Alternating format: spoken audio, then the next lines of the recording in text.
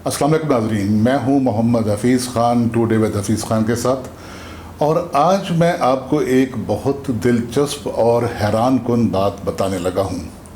कभी आपने सोचा है कि चीन के दारुल हुकूमत बीजिंग में, जहां इतनी बुलंद बाला इमारतें हैं, इस कदर लेटेस्ट मॉडल की गाड़ियां हैं, पब्लिक व्हीकल्स हैं, प्राइवेट व्हीकल्स हैं, वहाँ उसके वस्त के करीब तरीन इलाके में साइकिल रिक्शे भी चलते हों, और वो साइकिल रिक्शे जिन्हें इंसान खींचते हैं, वो मोटर रिक्शे नहीं हैं।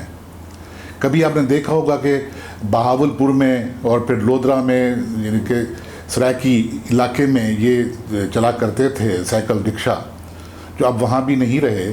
लेकिन बीजिंग में ये साइकिल रिक्शे चलता देखकर मैं हैरान हो गया। ये बात है जून 2015 की, कि जब 5 रुकनी हमारा एक वफद जो राइटर्स डेलीगेशन था, वो चीन के दौरे पर गया। दौरा तकरीबन 10 दिन का था, जिसमें हमने 2 शहर देखे, एक शिंदू और दूसरा बीजिंग। शिंदू का अहवाल फिर किसी वक्त, और बीजिंग का अहवाल जो तफसील से है वो फिर किसी वक्त। लेकिन आज मैं आपको बताने लगा हूँ कि हमने साइकिल रिक्शे चलते हुए कैसे देखे। जब हमारा दौरा ये इख्ताम पजीर होने वाला था, तो हमने अपने मेज़बानों से गुजारिश की कि हमें बीजिंग का कोई ऐसा इलाका दिखाया जाए कि जहाँ पर कदीम दौर का जो चीन है वो अभी तक सांस लेता हुआ दिखाई दे। तो हमारी गुजारिश पर उन्होंने हमें जो बीजिंग का एक इलाका है, शुमारी इलाका, जिसे होतांग या होतांग भी कहते हैं, वो दिखाने का वादा किया और हमें वहाँ ले गए। Because of Hutong now this means narrow alley. This is called street. Okay, very wide. Hutong means narrow alley. The main transportation ancient times were rickshaws, rickshaw and stand chairs. Carry on. Yeah. But no stand chair, only rickshaw. हमारी गाड़ियाँ उस इलाके के शुरू होने से पहले ही park कर दी गई रोड के साथ ही, क्योंकि जो होतांग या ओतांग के मानी हैं वो भी तंग गलियों के हैं, यानी तंग गलियों वाली जगह। तो ये तंग गलियों वाली जगह जो थी, ये कदीम चीन में, जैसे हम कहते हैं कि 11वीं और 12वीं सदी ईस्वी के लगभग ये इलाके जो बीजिंग के साथ हैं ये बनाए गए थे, तामीर हुए थे।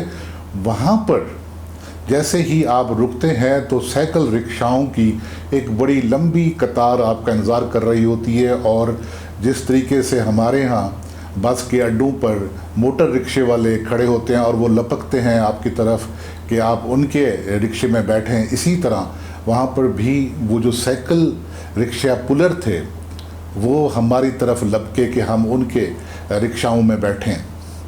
तो हमारे साथ हमारे एक साथी थे जो बलूचिस्तान से, पनाह बलोच, बहुत मारूफ लिखारी हैं, सकाफ़त पर उनकी निगाह है और बहुत कुछ उन्होंने तहरीरी तौर पर किताबें जो उनकी आई हैं, उन्होंने बलूचिस्तान की हिस्ट्री के लिए और बलूचिस्तान के प्रेजेंट के लिए उन्होंने बहुत काम किया, उसकी सकाफ़त को प्रिजर्व करने के लिए।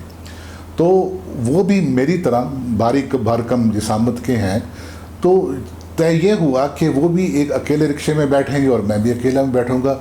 लेकिन जब हम बैठने लगे अलग-अलग रिक्शों में, तो जो रिक्शा पुलर एक मुनहनी सा शख्स था, तो उसने मुझे खींच कर अपने रिक्शे में बिठा दिया कि हम 2 वहाँ बैठे। हम हैरान हुए कि ये हमें कैसे खींच कर ले जाएगा, और वहाँ तक ये तो नहीं खींच पाएगा। घर मरीज भी आइंदा सही। हाँ ये भी बैठो से। हाँ, इदा घर मरीज है।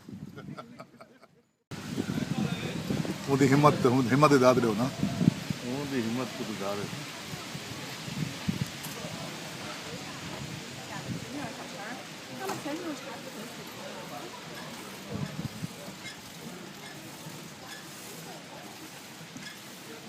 लेकिन उसने, वो उधेड़ उम्र शख्स था, उसने बड़ी मुशक्क़त से हमें खींचा। और फिर हमें मालूम हुआ कि जब हम उसे मना कर रहे थे कि हम एक रिक्शे में 2 लोग नहीं बैठते, तो उसकी आंखें आबदीदा क्यों हुई। होता ये था कि अगर 2 सवारियां बैठती तो उसे डबल किराया मिलता, और अगर एक सवारी रिक्शे में बैठती तो उसी एक सफ़र का उसे सिंगल किराया मिलता। तो वो हमें लेकर गया वहाँ तक कि जहाँ पर वो तंग गलियाँ शुरू हो गई थीं। उससे पहले एक तवील बाज़ार था, और बाज़ार में बड़ी कदीम दुकानें, जहाँ से कदीम चीन का जो रहन सहन हमें पता चलता था।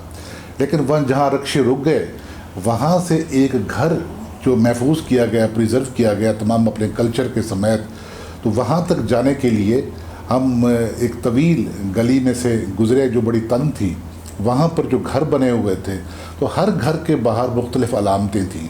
किसी घर के बाहर दो शेरों के मुंह बने हुए थे दरवाज़ों पर, किसी के दरवाज़ों के नीचे सीमेंट के या पत्थर के कुछ ऐसे निशान बने हुए थे कि जिनसे उन घर वालों की अमारत का पता चलता हो कि वो मुआशरे में किस कदर अहम मकाम के हामिल थे। तो इस तरीके से जो ये मुख्तलिफ़ निशानात थे उन दरवाज़ों के जिसे आप ताक कहते हैं, ताक पर बने हुए निशान, और जो दरवाज़ों की चौखट है वहाँ बने हुए निशान, तो ये दोनों वाज़े करते थे। हमें हमारी जो गाइड थी उन्होंने बताया कि ये वो निशान हैं जो घर वालों के रहन सहन के बारे में बताते हैं, और जितना वो अपना असर रखते हैं लोगों पर, उस तमाम को वो इंडिकेट करते हैं। तो उससे फिर हम जब आगे चले तो हमें एक गली थी, गली का मोड़ मुड़ा तो उन्होंने एक दरवाजे पर दस्तक दी। Okay, somebody come here. Very, so many people because it's so many people here. Sit down. वो दरवाज़ा ऐसा था जैसे हमारे यहाँ कदीम देहातों में वो लकड़ी के बने हुए दरवाजे होते हैं कि जिनमें कुंडी लगी होती है, और उसी तरह की चौखट थी। जैसे उसको अंदर से खोला गया तो अंदर कुछ समा ही और था। एक छोटा सा घर था, जैसे हमारे यहाँ कोई 5-7 मरले के घर होते हैं, तो उस घर में कुछ कमरे बने हुए थे, दरमियान में एक सहन था, और सहन में अंगूरों की बेलें भी थीं, दूसरे फलदार दरख्त छोटे छोटे लगे हुए थे। तो वहाँ कुछ कमरे थे जहाँ हमें वहाँ जाकर बिठाया गया पहले 2 कमरों में, और बताया गया कि ये घर कितना पुराना है और इसको कैसे महफूज किया गया है, और यहाँ पर जो उसके किचन के बर्तन हैं या दूसरे इस्तेमाल के बर्तन हैं, तो वो सारे कैसे कैसे महफूज किए गए हैं और कैसे कैसे उनको इस्तेमाल किया जाता है। तो जब ये हम सारी चीज़ें देख रहे थे तो उसी वक्त हमें ये पता चला कि साथ ही एक और साहब हैं जो शीशे के नक्काशी पर और शीशे की चीज़ें, पिघले हुए शीशे की बनाने में, या जो पत्थर हैं कीमती उनसे बनाने का काम कर रहे हैं। तो हम उनके कमरे तक गए और देखा कि वो कितनी महारत से छोटी सी बोतल में कुछ ऐसी चीज़ डालते थे कि जिसके अंदर वो फूल से बन जाते थे और वो महफूज हो जाती थी। और इसी तरीके से कुछ और भी वो छोटे छोटे पत्थरों से ऐसे शानदार किस्म के डिज़ाइन और शानदार किस्म के वो चीज़ें बना रहे थे कि घरों में रखने के लिए, सजावट के लिए। तो वहीं पर साथ ही एक किचन था, और किचन में जो उस वक्त के इस्तेमाल के बर्तन थे वो भी पड़े हुए थे, और दौरे हाजिर के भी जो अब से कुछ साल पहले के बर्तन या वो चीज़ें आग जलाने की वो भी सारी महफूज की गई थी। यहाँ पर हमने कुछ तस्वीरें भी बनाई, और फिर यहाँ से हम निकले तो फिर एक और गली का सफ़र करते हुए हम निस्बतन खुली जगह पर पहुँचे। तो सामने हमने देखा कि वहाँ एक कोई झील सी थी लगी हमें, लेकिन वो झील नहीं थी, वो एक बड़ी चौड़ी एक नहर सी थी जिसमें पानी बह रहा था, और वो पानी बीजिंग शहर के दरमियान में से गुजर कर जा रहा था।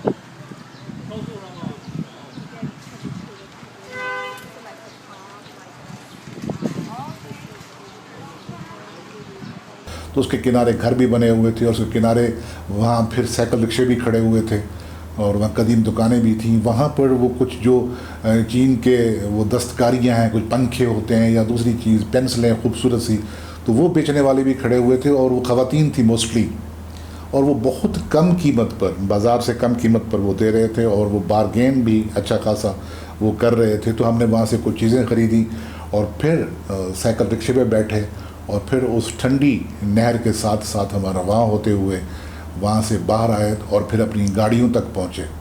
तो इस तरीके से हमने कदीम चीन, जिसे कहते हैं कि 800-900 साल पहले के चीन के आसार हमने बीजिंग शहर की गुर्बत में देखे।